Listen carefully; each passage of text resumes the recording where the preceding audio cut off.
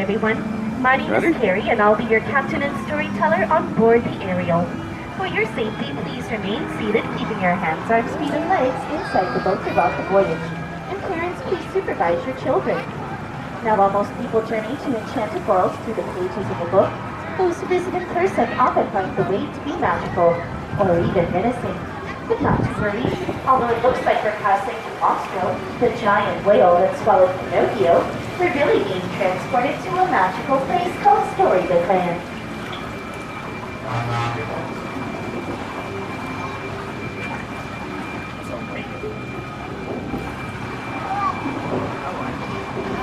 Of course, our story begins with once upon a time, and in this case, a big bad wolf who lives in the cave on our left.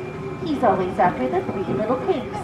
Luckily, they live across the way in those three little houses of straw, sticks, and wolf-proof bricks.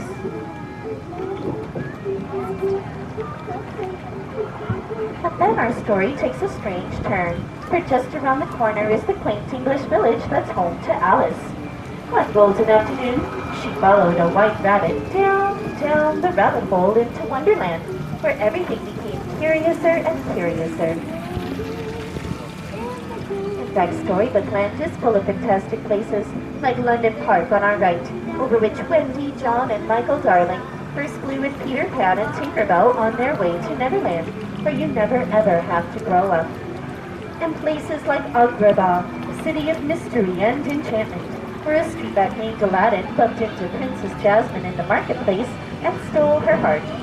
Through the power of love and the help of a genie, they now live happily married in the Sultan's palace atop the hill.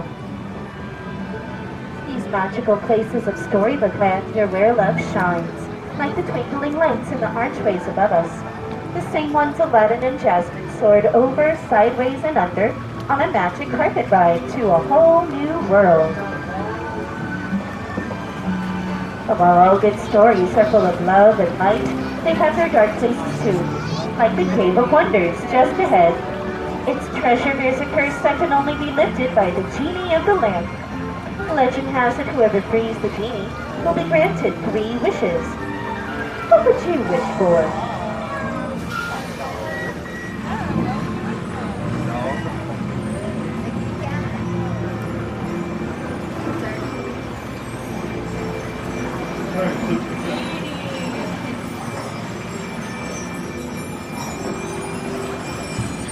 Snow White wished for a safe place to hide from the evil queen, and came upon the cozy forest cottage on our right. It's the home of the 7 dwarves, who offered her shelter in return for her kindness. And turning the page to our left, we can see the stately chateau where Cinderella wished to go to the ball. Her fairy godmother granted that wish, but when she failed to leave by midnight, her coach turned back into a pumpkin, and it's still there on the bridge. While magic has its limits, thankfully love does not, and Cinderella now lives with her Prince Charming in the castle high above.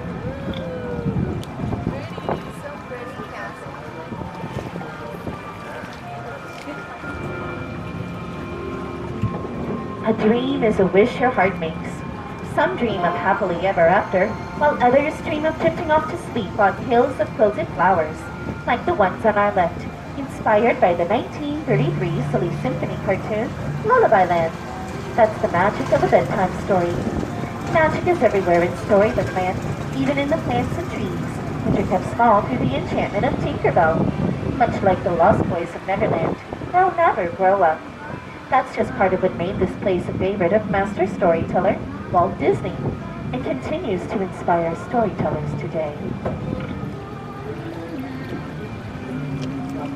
With classic tales like The Wind in the Willows, there's Mole Rat's modest home on the water's edge, and Mr. Toad's stately Toad Hall.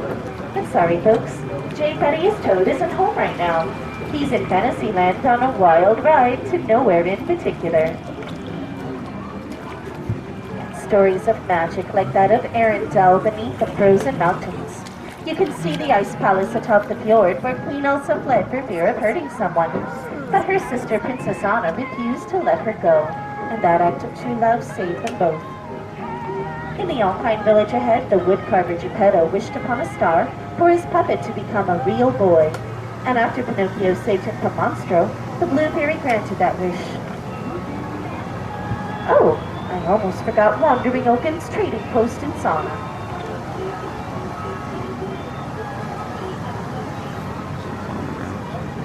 Wishes are a part of so many fairy tales, like the one that inspired a little mermaid named Ariel to follow Prince Eric to the castle on our right. She gave up her life under the sea to fulfill her dream of becoming part of our world. Ariel had to leave behind her underwater home of Atlantica on our left, ruled by her father, King Triton, who was against it at first. And in the end, like in all good stories, he fell to where his daughter received her happily ever after. And that happy ending is the final piece of our storybook magic. So as you return to the dock, please keep your hands, arms, and fingers inside the boat. It's been a pleasure having you on board, and on behalf of all the storytellers here, we wish you the best on your visit to Disneyland. Please remain seated till the boat comes to a complete stop.